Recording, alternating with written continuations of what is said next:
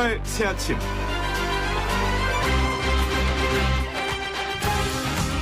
코로나19가 조금씩 진정세에 접어들면서 국민들의 생계 걱정이 한가득입니다. 결국 정부와 지자체 등은 돈을 풀기로 했습니다. 재난기본소득이다, 긴급재난지원금이다. 명칭은 제각각이지만 어쨌든 갑자기 형편이 어려워진 국민을 위해서 현금성 지원을 해준다는 취지인 겁니다. 정부는 소득 하위 70% 1,400만 가구를 대상으로 4인 기준 100만 원 정도 지원하고 2차 추경 예산으로 해결하겠다는 방침인데요. 지자체별 재난소득과 중복 지원도 가능하답니다. 이와 관련해서 총선용이다, 재원 마련이 힘들다, 왜? 소득 하위 계층만 맨날 지급하느냐? 말이 많지만 하루 벌어 하루 먹고 살기 힘든 우리 이웃들, 우선 살고 봐야 되지 않겠습니까? 평소 세금은 왕창 내라고 하면서 각종 지원 혜택에서는 늘 제외된다면서 투덜대는 분들 계시죠? 저도 좀 냅니다. 하지만 세금 많이 낼 수 있는 거, 그것도 다 복이라고 생각하고요. 어려운 이웃을 먼저 품고 가야 될 것 같습니다. 따뜻하고 상식적인 보통 사람들이 즐겨듣는 YTN 라디오 노영의 출발 새 아침. 지금부터 출발하겠습니다.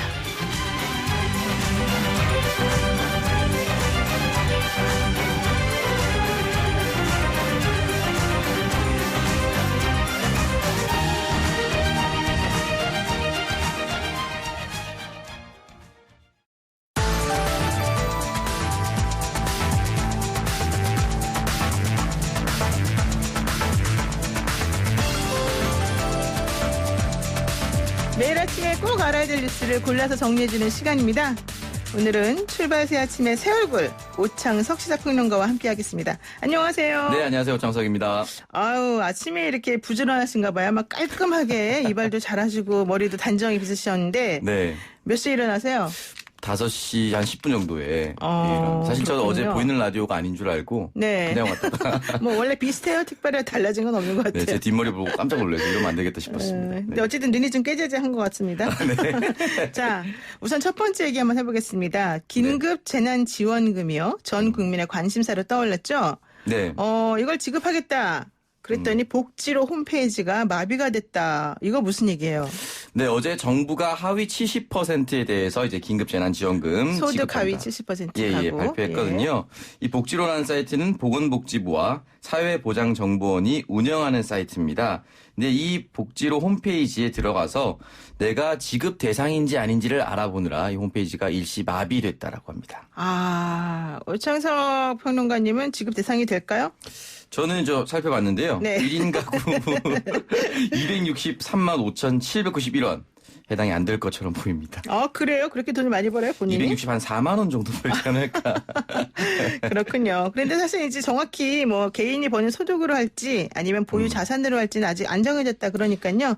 좀 네. 기대를 해보시죠. 네, 그러겠습니다. 네. 일단 정부에서는 가이드라인을 추후에 알려주겠다라고 했는데요. 현재로서는 알려진 것이 하나도 없고 다만 부동산이나 금융자산이라든지 자동차 같이 이제 같은 재산으로 표현한다면 소득 인정액이라고 하죠. 단순히 월급으로만 판단 내릴 수는 없을 것처럼 보입니다.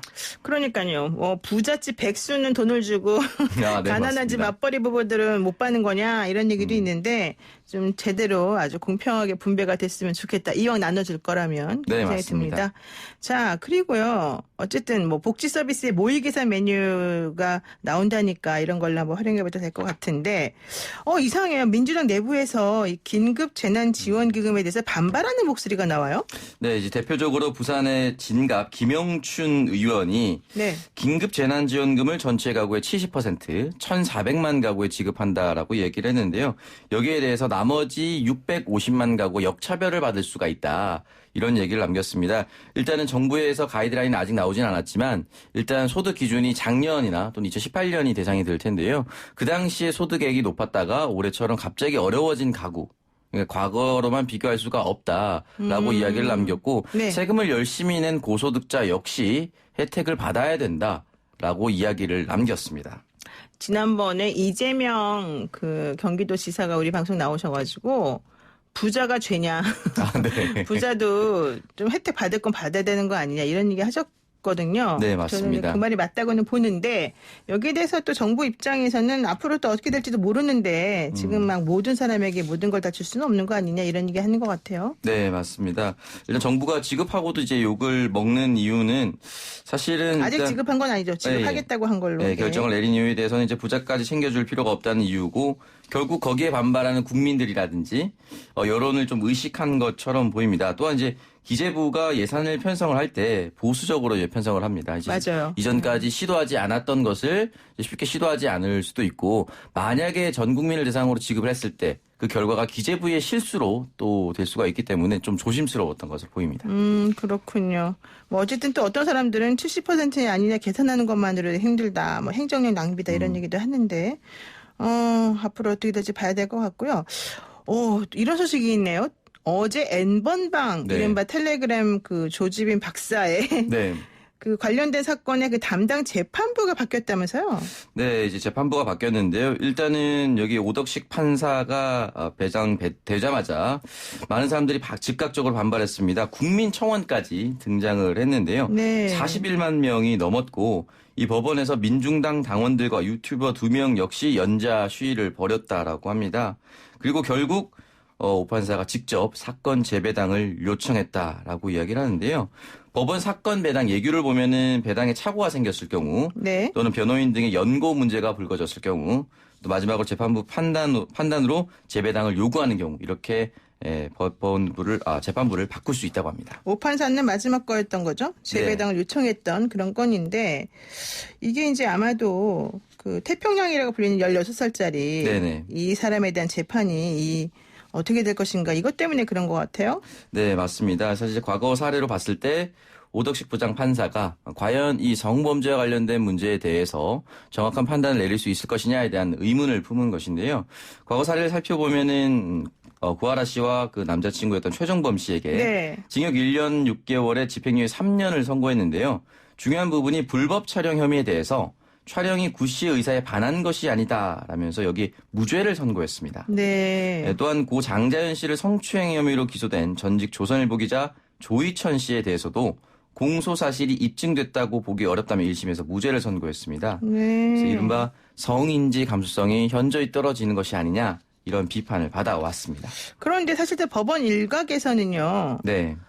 오 부장이 판결한 그 판결이 무조건 잘못됐다고 보는 거는 그거는 좀 아니다. 그게 네. 더 잘못됐다. 왜냐하면은 법리적으로 따져가지고 약간 그 무죄 가능성이 높다거나 검사 입증이 어렵다거나 법리적으로 안 맞다거나 이렇게 되면 사실 무죄를 선고할 수도 있는 것이고 이런 거기 때문에 우리가 이제 이런 것들에 대해서 비난할 때는 좀 조심해야 된다 이런 입장이 있거든요. 네. 실제로 이제 양형 기준이 정확하게 나와 있고 또는 증거가 불충분했을 때라든지 여러 가지 사유로도 이제 무죄가 나올 수가 있는데 네. 아무래도 이 성범죄 관련돼서는 국민의 감정이 워낙 깊다 보니까 이 결과에 따라서 이제 판사들의 판단도 또는 비평도 달라지는 것처럼 보입니다. 네, 그렇습니다. 어쨌든 오덕식 부장이 이제 결과적으로는 박현숙 부장으로 바뀐 거죠? 네, 맞습니다. 박현숙 판사로 재배당한다라고 밝혔습니다. 자, 그리고요. 또 세 번째 소식이 있습니까? 네. 부산이 다시 보수 성향으로 돌아설 수도 있다라고 이야기가 나오는데요. 예, 이게 무슨 말이에요? 지금 부산의 지역구가 18개가 있고 그중에 12곳이 미래통합당 의원, 네. 6곳이 이제 더불어민주당인데요.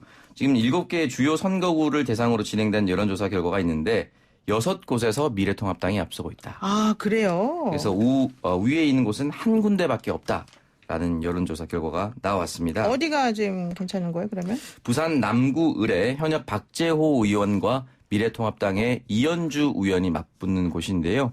이 지역을 제외한 나머지 모든 지역에서 미래통합당이 우세한 것으로 나타났습니다. 그렇군요. 근데 이제 PK, TK 여기가 사실은 상당히 그 중요한 민심의 바로미터 지역일 텐데 네네. 민주당 입장에서는 좀 발등에 불이 떨어진 상황 아닐까요? 네, 좀 걱정을 하고 있을 수도 있는데요. 또 반대로 생각해 보면은 지금 당선된 현역들이 해운대 윤준호 의원을 제외하고 나머지 5명은 지지율이 절대적으로 불리한 상황에서 개표 결과 승리를 거뒀기 때문에 현재로서는 이 지지율로 판단할 수 없다. 선거에 그냥 열중하겠다. 이런 이야기도 남겼습니다. 지금 보면은 원래 지난번 지방선거에서는 더불어민주당이 압승을 거뒀었던 거잖아요. 네, 맞습니다. 사실 지난 지방선거에서 더불어민주당이 최초의 구청장, 최초의 선출직 시의원을 배출했습니다. 그 이전까지는 모두 미래통합당이 당선됐던 곳인데요. 네. 2018년에 그렇게 분위기가 바뀌었고 또 조직도 바뀌었기 때문에 현재로서는 더불어민주당이 유리한 것이 아니냐라는 이야기가 나왔는데 지금까지 여론조사는 미래통합당이 여전히 우세합니다. 그러니까 뭐 예를 들면 부산 진갑 네. 이런 데가 좀 관심지잖아요. 네, 맞습니다. 부산 진갑 같은 경우는 김영춘 현역 의원과 서병수 전 부산시장이 맞붙게 되는데요. 네. 이 두 후보는 각 당의 부산 선대위원장을 맡고 있습니다. 네. 그런데 어떻게 됩니까? 현재 서병수 후보가 41.1%의 지지를 받고 있고 김영춘 후보가 32.9%를 받고 있어서 네. 8.2%포인트 차이가 있고요. 다만 이 지역의 정근 무소속 후보가 14.9%의 지지를 받고 있는데요. 이 후보 같은 경우는 2012년에도 무소속으로 출마해서 24.71% 아주 득표력이 있는 후보로 분류되고 있습니다. 그렇군요. 그런데 이분이 원래 미래통합당 공천에 불복해서 나왔던 분이죠. 네, 맞습니다. 그래서 보수표가 분산된다는 얘기 아닙니까? 네, 맞습니다. 그리고 이 사람 같은 경우는 정근 안과 해당 지역의 또 온종합병원이라고 하는 병원을 움직이고 있기 때문에 왜요? 이 사람 의사예요? 예, 맞습니다. 그래서 강한 조직력을 보이고 있습니다. 그렇군요. 근데 왜 통합당에서는 공천을 안 줬을까요? 이게 이제 오고돈 선대위원장, 네. 요 선대본부에 잠깐 있었다. 요 부분이 이제 결격 사유로서 분류가 됐습니다. 그러니까 각 당의 공천 기준을 보게 되면 상대 당이나 이런 상대 후보 이런 사람들을 조금 도와줬거나 그쪽 당의 당적을 조금 가지고 있으면 네. 이게 마이너스로 되더라고요. 네, 결국에는 다 결격 사유가 되고 한 번이라도 이제 왔다 갔다 하는 흔적이 있는 후보에 대해서는 거의 공천을 주지 않은 것으로 나왔습니다. 그렇군요. 지금 또 해운대 의뢰도 좀 관심이 있는 것 같아요.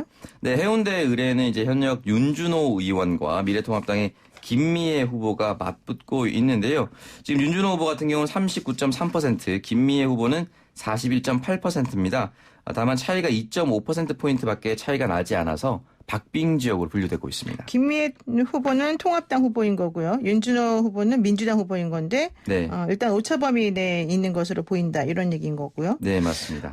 또 관심 있는 부분이 하태경 후보 같아요. 네, 하태경 후보 같은 경우는 사실은 미래통합당으로 복당한 후에 3자 예비 경선을 거쳤습니다. 3자 예비 경선이요? 네, 석동혁 현 후보와 네. 조전혁 후보가 붙었는데요. 그 당시 예비 경선에서도 50%의 압도적인 승리를 거뒀습니다. 네. 지금 현재 후보 지지도도 보더라도 50%를 받고 있고 2위인 더불어민주당의 유영민 후보가 30.2%입니다. 네. 현재로서의 지지율 격차는 19.8%포인트 차이로 아주 벌어져 있는 상태입니다.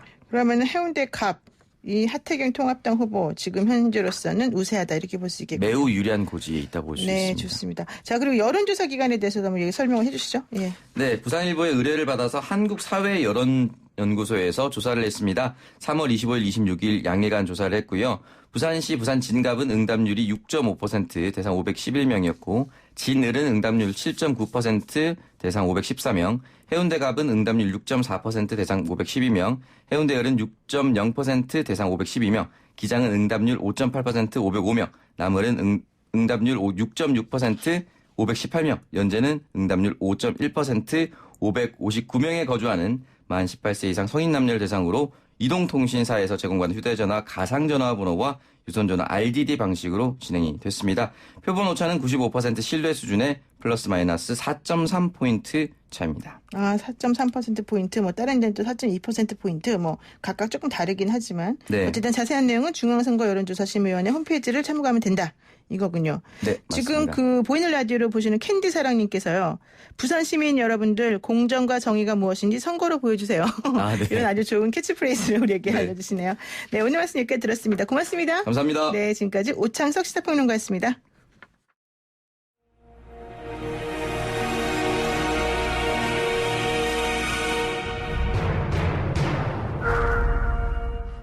그 누구도 예상할 수 없는 그곳으로 떠난다.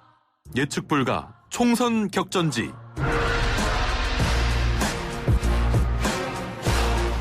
사.15 총선을 앞두고 본격적으로 선거운동이 시작이 됐습니다. 격전지에 대한 경쟁이 불붙고 있는 거고요. 동작을 더불어민주당 이수진 후보 그리고 미래통합당의 나경원 후보가 맞붙고 있는 아주 뜨거운 핫플레이스입니다. 사법농단에 대해서 굉장히 다른 견해를 보이고 있는 두 후보인데 두 분 다 부장판사 출신의 여자 후보라고 하는 것도 사실은 상당히 관전 포인트 중에 하나가 되겠습니다. 오늘은요. 이수진 더불어민주당 동작을 후보와 전화 연결해서요. 총선에 임하는 전략과 사법농단 피해법관 프레임을 둘러싼 궁금증 한번 풀어보도록 하겠습니다. 후보님 안녕하세요. 네, 안녕하십니까. 요즘 선거운동 처음 해보시는 걸 텐데 잘 진행되고 계십니까? 네, 지금까지 잘 열심히 하고 있고요. 예, 네. 앞으로도 열심히 하겠습니다. 근데 사실 동작을이라고 하면은요, 이거 생각보다 되게 네. 까다로운 지역으로 알려져 있어요. 네, 그렇습니다. 여기 특히 민주당 입장에서는 12년 동안 네. 계속 자리를 내주고 있었어요. 아. 민주당 지지 세력이 많았음에도 불구하고요. 네, 그렇군요. 원래 나경원 후보가 그 지역구에서 얘기하고 있는 거는 우리 동작도 강남 사구처럼 부자가 되게 해주겠다. 특히 정보사 터널이라고 해서 이제 터널을 뚫었거든요. 그래서 네. 그거 다 내가 한 거다. 뭐 이런 얘기 하면서 결과적으로 어르신들에게 좀 약간 점수를 따고 있다. 이런 얘기 나오는데 이수진 후보는 어떤 식으로 전략을 짜고 계세요? 아, 저의 전략이요? 네. 거기 서리풀 터널에 대해서는 와보니까 그 시의원님들께서 좀 붕괴를 하시고 계시더라고요. 아, 분개를 하고 계세요? 왜요? 거기가 이제 100%였다는 거예요. 국비가 안 들어왔다. 라고 이제 저한테 설명들을 하시더라고요. 이제 하여튼 그렇고 아까 이제 나경원 후보는 부장판사 출신이 아닌 걸로 제가 알고 있고요. 아, 그렇군요. 네, 죄송합니다. 그다음에 예. 저의 이제 제가 동작을에 대해서 와보니까 강남구라고, 강남 사구라고 이렇게 이제 상대방 후보님께서 말씀을 많이 하셨는데, 네. 실제 동작 구민들은, 달라진 게 없다라고 말씀들을 많이 하십니다. 그러니까, 흑석동에 이제 그 고층 아파트들이 이제 좀 들어선 거 외에는, 정말 변한 게 없다는 거예요. 네. 근데 이제 저 같은 경우에 이제 돌아다녀 보니까 우리, 이제 동작 구민들의 실제 삶에서 정말 절실한 것들은 흑석동의 고등학교를 빨리 유치시켜야 되는 거죠. 그러니까 네. 고등학교를 유치를 시켜야 되는데 이제 제가 서울시나 교육청이나 동작구라 이렇게 원팀이 돼서 할 수 있잖아요. 다 여당 분들이시니까. 네. 그런 거를 실효성 있게 할 수가 있겠더라고요. 그다음에 교통 문제가 이제 있는데 여기 이제 동작에서 그 강남까지 쉽게 왔다 갔다 할 수 있는 버스를 신설을 해야 되고요, 노선을. 네. 그 다음에 이제 그 동작대로 교통단이 심해서 대심도 터널 뚫는 거를 서울시에서 추진을 할 예정인데 거기에도 적극 지지를 해야 되고요. 그 다음에 이제 사당역 주변에도 이제 그 상권 지역을 확대를 해야 돼요. 그래서 그 상업지구 종상향 해야 되는 문제도 있고요. 그다음에 문화 콘텐츠가 굉장히 부족하더라고요. 네. 그래서 영화관이나 이제 전통시장, 영화관도 설립하고 전통시장도 문화 새로 심어야 될 것 같습니다. 그래서 여러 가지 한진들이 많아요. 제가 아주 짧은 질문을 드렸는데 엄청 긴 대답이 나온 걸 보니까 정말 하실 일이 많은 것 같은데요. 예. 지금 그 나경원 후보 입장에서는 이런 얘기 하더라고요.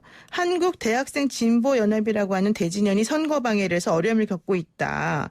그리고 또 그 시민단체에서 계속해서 나경원 후보에 대해서 음해를 퍼뜨리고 막 11차례 넘는 고발을 해서 사실은 선거운동하기도 힘들 정도다. 이런 얘기들 하던데.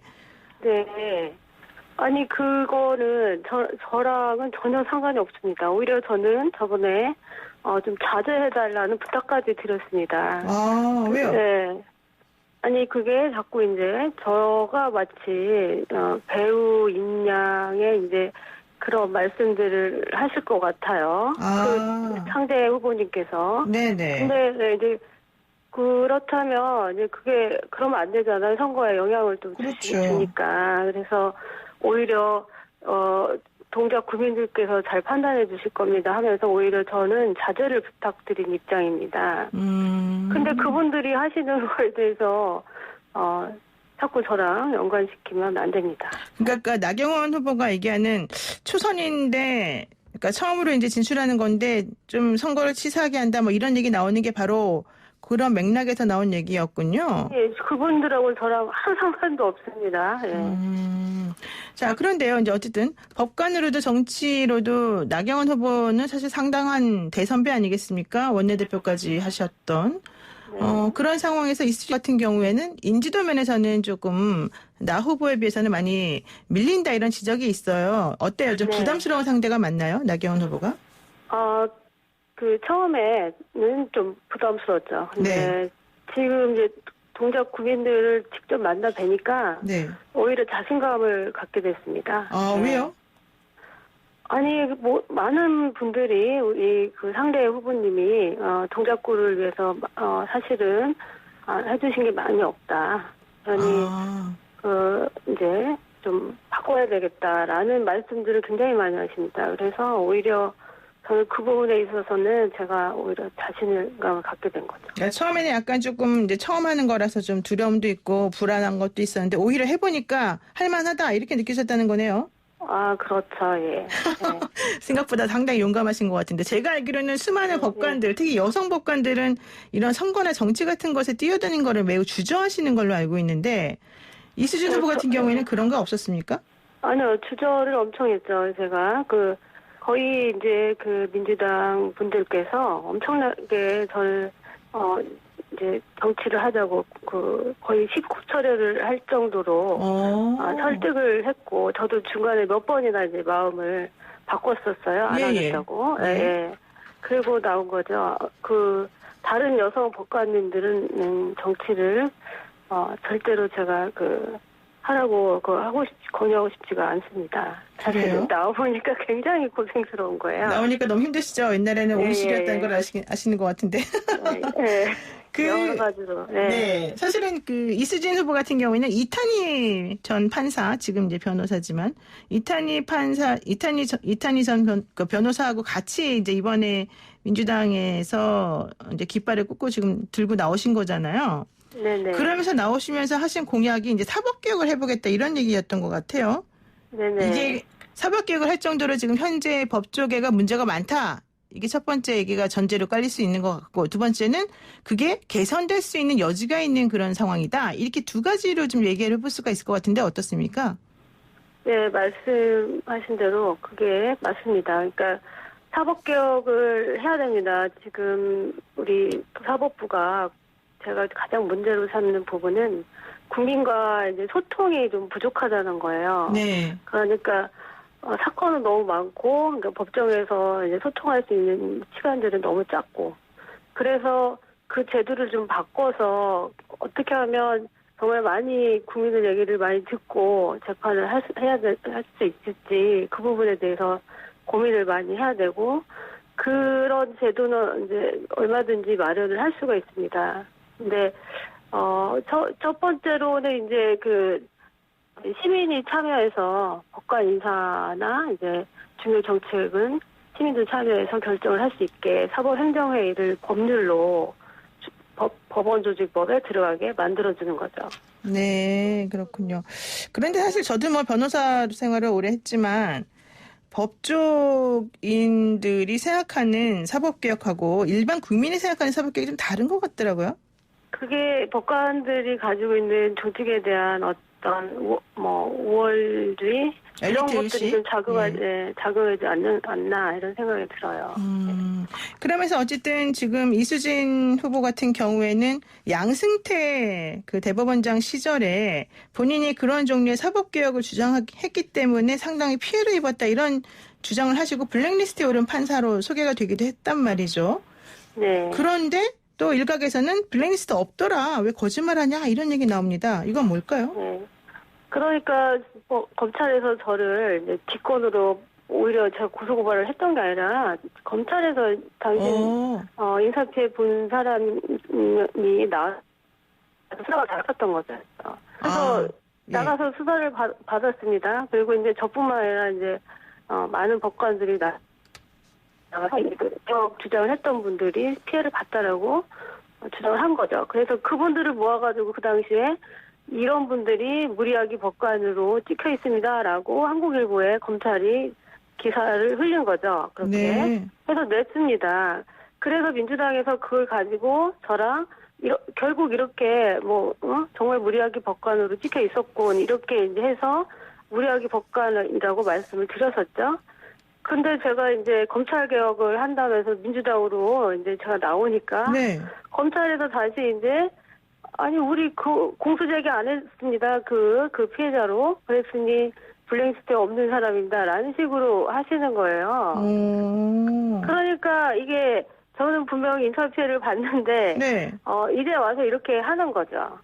공소장이 없다고 해서 피해자가 아닌 건 아니잖아요. 네. 왜냐하면 거기 저랑 똑같이 리스트에 있던 여러 판사들 중에 대부분이 공소장에 피해자로 기재가 안 됐습니다. 근데 그분들이 실제 피해를 안 본 분들은 아니에요. 왜냐하면 법원 인사나 행정처에서 여러 가지들을 굉장히 교묘하게 하면서 법관들 아닙니까? 그러니까 교묘하게 피해를 준 거거든요. 그러니까는 이제 말씀의 요지는 본인이 뭐 고소고발 된 것도 아닌데 검찰에서 알아서 조사도 하면서 여러 가지로 피해자인 것을 사실은 인정할 수 있는 여러 가지 고초를 겪게 만들어 놓고 예, 그렇죠. 이제 와서는 그 본인들이 공소제기, 그러니까 조사해보고 난 다음에 공소제기를 안 했다는 이유만으로 또 이제 피해자가 아니라고 얘기한다. 그렇죠. 맞습니다. 너무 억울하실 것 같은데. 그래서, 예, 그렇죠. 지금 후보 입장에서는 10년간 불이익을 당했다는 거잖아요. 양스테 사법농단 때문에. 예, 저는 정말 별 얘기를 다 듣고 지냈었죠. 예를 들면 어떤 게 있을까요? 무슨 얘기를 그러니까 들었어요? 여자 수계다. 대사랑 1순위 후보자다. 이런 얘기들을 정말 들었습니다. 주변 동료 법관들도 했고 행정처에서도 그런 얘기들을 흘렸고요. 네. 그게 사실은 서기호 전 의원이 그 재명 탈락할 때 제가 그 옆에 있었거든요. 네네. 굉장히 그 법관들 사이에서는 그 사건 때문에 그 재명에 대한 그 탈락에 대한 공포심이 일었었습니다. 그렇죠. 10년마다 원래 네. 판사들은 재임용 되잖아요. 네, 정말 그 납득할 수 없는 인사를 했었어요, 그때. 그래서 그 소위 개혁을 주장했던 법관들 사이에서는 그런 것들이 사실은 알게 모르게 유축을 하게 만들었던 거죠. 그런 부분이 있었군요. 이제는 조금 그 오해를 좀 풀었으면 좋겠다. 이런 입장이실 것 같은데, 조금 관점을 다해서 요거 하나 여쭤볼게요. 현재 정치권에서 뜨겁게 얘기되고 있는 것 중에 하나가 N번방 사건, 이른바 텔레그램 그 조주빈 박사방 사건인데요. 이와 관련해서 법안이 좀 필요하다. 그런데 N번방 사건 관련해서 법안을 마련해도 형사 불소금 원칙 때문에 소용이 없는 거 아니냐 이런 얘기 나옵니다. 그렇다면 형사법 체계를 조금 복잡하게 만들다 하더라도 소급 적용해서 이 N번방 사건들은 좀 철저히 좀 처벌해야 된다. 이런 건 어떻게 보십니까? 이런 의견에 대해서는? 네, 그래서 그 소급 적용하는 거는 이제 그 헌법상으로 또 금지가 돼 있는 거잖아요. 그렇죠. 근데 이번에 디지털 성범죄 같은 경우에는 지금 거의 그 죽음 가도 같은 피해를 주고 있습니다. 이거를 근데 이제 양형이 너무 낮잖아요. 네. 그래서 이 부분에 대해서는 제가 국회에 가서 다른 의원님들하고 정말 심도 있는 논의를 해서 어떻게 처리를 해야 될지 논의를 좀 해보겠습니다. 네, 알겠습니다. 네, 정말 법관 출신으로서 앞으로 좋은 일 있으시길 바라고요. 오늘 말씀 여기까지 듣도록 하겠습니다. 고맙습니다. 감사합니다. 네, 지금까지 이수진 더불어민주당 동작을 후보였습니다. 노영희의 출발 새 아침 앞서 1부에서는요. 총선 격전지를 가다 서울 동작을에 출마한 더불어민주당 이수진 후보를 만나봤습니다.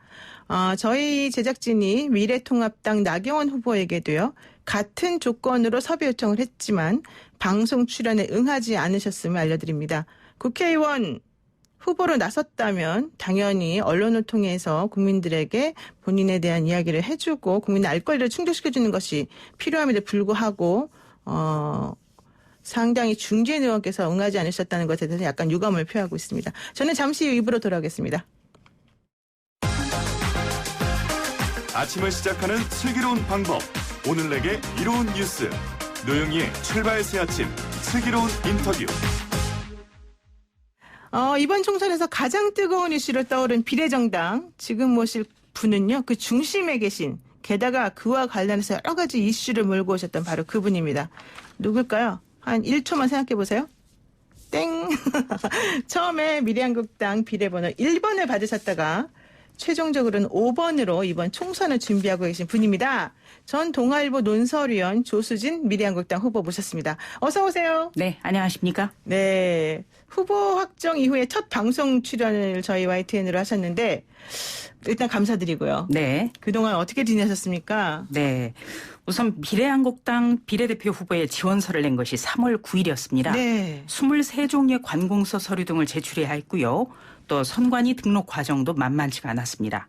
지난주부터는 미래한국당 대변인으로 일했고 오늘 선대위가 출범을 하는데요. 제가 수석 대변인을 맡게 됐습니다. 네. 새벽 5시에 일어나서 밤 12시쯤 취침하는 일상이 반복되고 있습니다.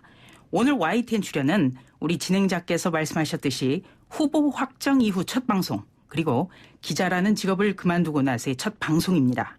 제가 이 첫 방송 출연을 YTN으로 정한 데는 아주 특별한 이유가 있습니다. 뭘까요? 지난 2012년에 저는 이해찬 대표가 당대표였던 민주당 반장이었습니다. 당시 이해찬 대표는 전화로 진행 중이던 YTN 생방송 도중에 원고에 없던 질문을 했다고 갑자기 전화를 끊어버렸습니다. 네. 그리고 이해찬 대표 측은 YTN 담당 PD 등에게 사과를 요구했습니다.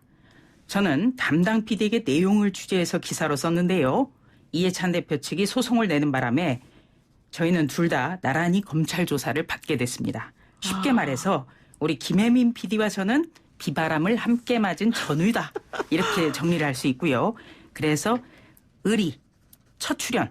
이것은 바로 의리 때문입니다. 네. 이렇게 생각해 주시면 좋겠습니다. 동지애가 일단 발휘된 거다. 그리고 2012년도에 국회 출입했던 기자로서 민주당 반장이었는데 이해찬 현재 당대표가 당시에 YTN과 인터뷰를 하면서 사실은 올바르지 못한 방식으로 인터뷰를 끝내버린 것에 대해서 상당히 유감스럽게 생각하고 그로 인해서 이번에 첫 인터뷰를 저희 방송과 하게 됐다.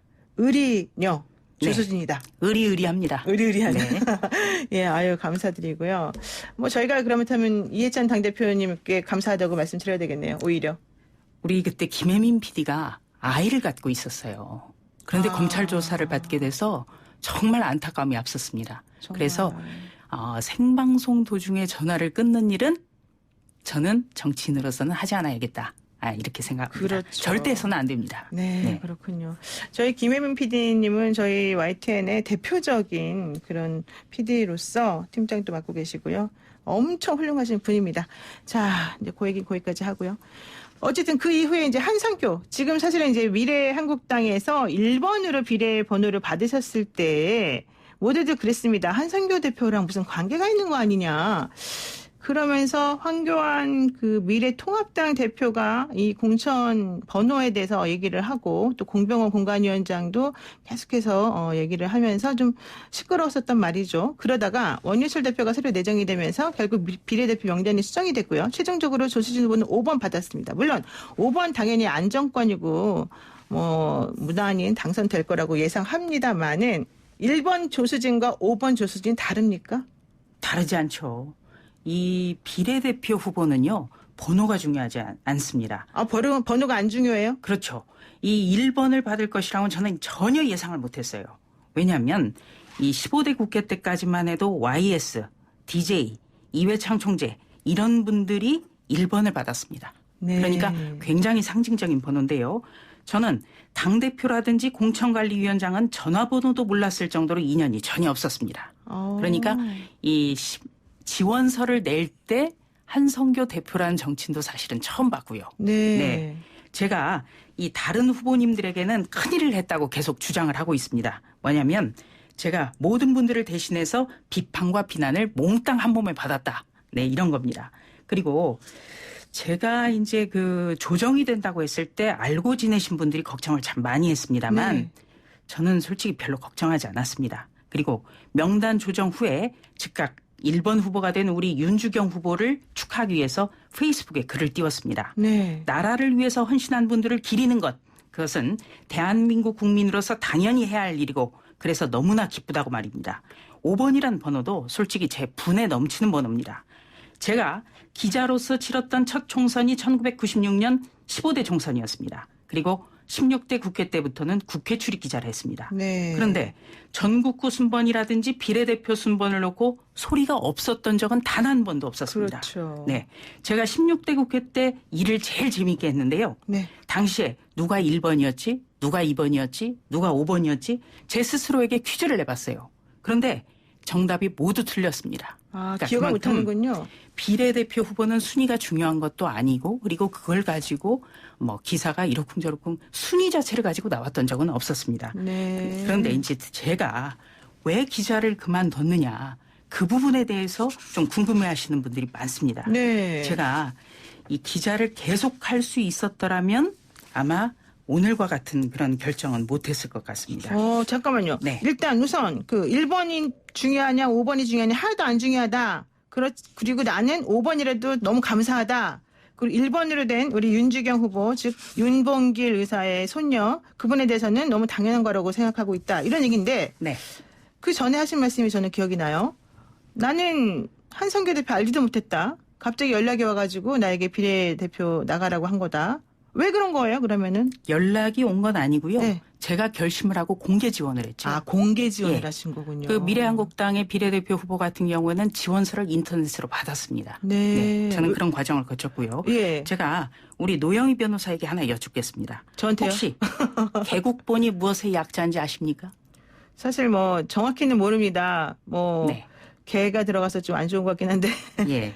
이 개국본이라는 게 네. 무슨 싸움 국민운동본부라는 이른바 조국사수 단체입니다. 아. 그 사람들이 스스로 붙인 이름이죠. 네네네. 네. 저는 머리가 깨져도 문재인이라는 대뭐뭐 뜻을 설명한 것으로 인해서 막말 기자란 오명과 함께 회사에 누를 크게 끼치게 됐습니다. 하지만 그 용어라는 것이 문재인 대통령의 아주 열렬 지지층이 스스로 붙인 것이고 네. 대통령도 대선 후보 시절부터 대중연설에서 자주 사용했습니다. 저는 지금도 왜 그것이 막말인지 이해하지 못하고 있습니다. 지난 24년 2개월 동안 기자로서 정말 성실하게 일했고 운 좋게 특종과도 인연이 많았습니다. 그래서 그 같은 공세에 대해서 마음에 큰 상처를 받았습니다. 그래서 그만두게 됐습니다. 기자의 본령은 살아있는 권력에 대한 견제와 비판입니다. 네. 기자로서 못할 것 같은 일, 초년병 기자처럼 하고 싶어서 결단 내렸습니다. 쉽지는 않았습니다. 그러나 여당이 아닌 야당, 살아있는 권력에 대한 견제와 비판이 필요한 야당이기에 어려운 결단을 할 수 있었습니다. 그러니까 조수진 후보가 기자를 그만두게 된 현재 원인이 본인을 막말 기자라고 프레임 씌웠던 그 개국본 쪽의 그런 개국본 쪽은 아니고요. 아니고요. 예. 네. 하여튼 뭐 여러 가지 여러 상황이 가지, 있었는데 예, 상황 때문이었다. 제가 또 이 방송 도중에 혹시라도 YTN에 누가 될까봐 자세한 내용은 아마 참고하시면 될 것 같습니다. 역시 의리녀입니다. 그런데 자 지금 그러니까 좀 그러면 여러 가지로 힘든 상황이 사실 많았던 것 같습니다. 아까 이해찬 대표 얘기도 하셨지만은 그 당시 야당 반장, 민주당 반장으로서 검찰 조사도 받았고 그 이후에도 막말 기자라고 하는 프레임 때문에 많이 힘들었었고 그래서 이런 상황은 조금 뭔가 고쳐야 된다라고 하는 생각 때문에 정말 아무 인연이 없는데도 불구하고 본인이 공개적으로 먼저 지원을 해서 네. 여기까지 이제 오게 되었고 네. 그랬는데 일본으로 생각하지도 않았던 일본으로 딱 나를 시키더니 갑자기 또 그거 가지고 시끄럽게 싸우고 그래서 사실은 좀 힘들었었고 이런 얘기네요. 뭐 시끄럽게 싸웠다기보다는 네, 내분이 좀 있었고 제가 1번을 받을 줄은 저도 꿈에도 생각을 못했고 또 비례대표 순위라든지 이런 조정 문제를 가지고는 늘상 어떤 신경전이 있었습니다만 네, 네. 예, 제가 좀 말씀드리고 싶은 거는 이번에 그 과정이 반드시 나쁜 것이었느냐 저는 그렇게는 생각지 그건 않는다는 아니다. 겁니다. 네. 왜냐하면 이건 제 생각입니다만 이 가장 평가하고 싶은 것 수년 동안 고질병이었던 특정 계파의 독식 같은 것 네. 이런 건 없었습니다. 또 내려꽂기도 없었습니다. 아마도 황교안 대표는 여의도의 공식, 그러니까 여의도의 문법 같은 것이 우선적으로 적용돼야 된다. 이렇게 생각했을 겁니다. 네. 쉽게 말씀드리면 국가에 대한 어떤 헌신 또 직역 단체장 이런 것을 우선적으로 배려하는 겁니다. 그런데 현실 경영인인 공병호 위원장 같은 경우에는 아마도 이것도 제 생각입니다만 네. 브레이크 없는 정부 여당을 효율적으로 제압하는 것 여기에 주안점을 뒀을 가능성이 있습니다. 다시 말해서 여의도의 공식과 실용주의가 조화를 이뤘다면 얼마나 좋았을까 이런 아쉬움이 있습니다. 여의도에서는 이 용각산 공천 늘 이상향으로 꼽힙니다. 그게 뭔가요? 용각산 아시죠? 소리가 안 납니다, 이건가요? 소리가 나지 않습니다. 네. 그러니까 어떤 소리도 없는 매끄러운 공천. 그러니까 한마디로 천의 무봉이라고 하죠. 바느질이 보이지 않는 그런 옷. 예, 그런 것과 같은 선녀들만 공천이 입는다는 바로 그것이죠? 그렇습니다. 그만큼 현실적으로 매우 어렵다는 얘기입니다. 그리고 절대 잊어서는 안 될 것이 있습니다. 연말 여당의 선거악법의 일방 처리. 그러니까 미래한국당 창당 이전에 이미 영입된 인재분들이 참 많았습니다. 네. 그리고 미래한국당 창당 이후의 후보자 공모에는 저를 비롯해서 무려 540명이 지원했습니다. 이번에 모시진 못했지만 정말 소중한 분들이 인재풀로 확보가 됐다. 이것 굉장히 중요한 겁니다. 네. 한 분 한 분 지혜와 역량을 갖춘 소중한 분들입니다. 저부터 그분들을 절대 잊지 않겠습니다. 정말 540명 중에 1등 하신 후보답습니다. 제가 지금 처음 뵙지만 솔직히 저는 사실 우리 후보님 처음 뵙습니다. 그렇죠. 네. 저희가 방송에서 만난 인연이 없어요. 그렇습니다. 네. 자, 이번 총선에서 미래한국당 어쨌든 비례 5번으로 나오셨습니다. 미래한국당 전략이 뭘까요? 네. 미래 그리고 한국 이 두 단어에 전부 담겨 있습니다. 대한민국의 미래를 생각한다면 바꿔야 산다. 바꿔야 미래가 있다. 바로 이겁니다. 지금 코로나19 전국이 장기화되면서 많은 것이 묻힌 듯한 분위기입니다. 그러나 조국 사태로 압축되는 문재인 정부의 가짜 정의, 가짜 공정, 여론조작 시도 사건에 의해서 초유의 청와대 선거 개입 사건을 우리는 결코 잊어서는 안 됩니다. 굿모닝 미사일이 일상화됐는데도 우리를 향해 미사일을 쏘고 핵을 고도화하고 있는 북한에는 단 한마디도 하지 못하는 이상한 안보 현실, 그리고 세계 최고라고 평가를 받던 대한민국 여권을 갖고도 세계 국가 절반 이상에서 입국을 금지당하고 있는 우리의 국격, 한 번도 경험하지 못했던 일들을 이제는 바로잡아야 하지 않겠습니까? 물론 야당의 힘은 아직 미약합니다. 또 아직까지 국민의 기대와 열망에 충분히 부응하지 못하고 있는 것도 사실입니다. 그러나 중요한 것이 있습니다. 지방의 기초의회에서부터 대통령까지 모두 한 정당이 권력을 독점하고 있는 것. 그래서 오만과 독선과 독주를 제어할 수 없는 현실. 과연 이것을 그냥 바라보고만 있을 것인가? 저는 우리 국민들의 현실 감각, 저력, 현명함을 믿습니다. 코로나 전국에 묻혀있는 것 같은 문재인 정부의 민낯과 실정을 환기하는 것. 또 야당의 후보로서 야당의 대변인으로서 당연히 해야 할 일, 해나가야 할 일이라고 생각합니다. 또 한 가지 좀 강조드릴 게 있습니다. 미래한국당은 조국 사수 본당이 만든 1중대나 2중대와는 근본적으로 다른 정당입니다. 지난 연말 여당이 선거악법 처리를 시도할 때부터 야당은 강행처리 시엔 비례정당 창당이 불가피하다. 창당을 국민들께 약속했습니다. 그 공약을 지켜서 창당한 정당입니다. 반면 더불어민주당은 비례정당 비난하다가 어느 순간 슬그머니 만들었습니다. 또 조국 사수 1중대, 2중대 2개나 만들었습니다. 미래한국당은 넓은 중도를 기반으로 보수는 물론 더 나아가서는 합리적 진보까지도 아우를 수 있는 것이 목표입니다. 우리 노 변호사님도 모시고 싶은 그런 정당으로 만들겠습니다. 예, 하나만 댓글 하나만 제가 읽어드리고 네. 마치겠습니다. 5151 쓰시는 분께서요. 기자 시절 유명하시더니 말씀 너무 시원하게 잘하시네요. 국회 입성하시면 기대하겠습니다. 화이팅입니다. 이렇게 하셨습니다. 네, 오늘 감사합니다. 너무 감사드립니다. 네, 지금까지 조수진 미래한국당 후보였습니다. FM 94.5MHz YTN 라디오 노영의 출발 새 아침 8시 정각에 돌아오겠습니다.